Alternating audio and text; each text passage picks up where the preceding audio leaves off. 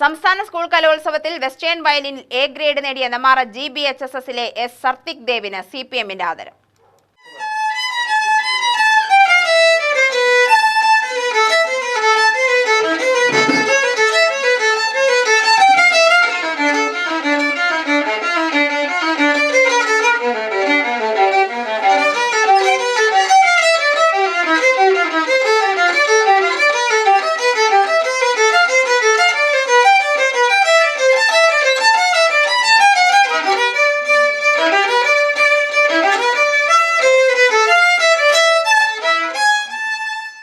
CPM area secretary K. Preman memento നൽകി ആദരിച്ചു.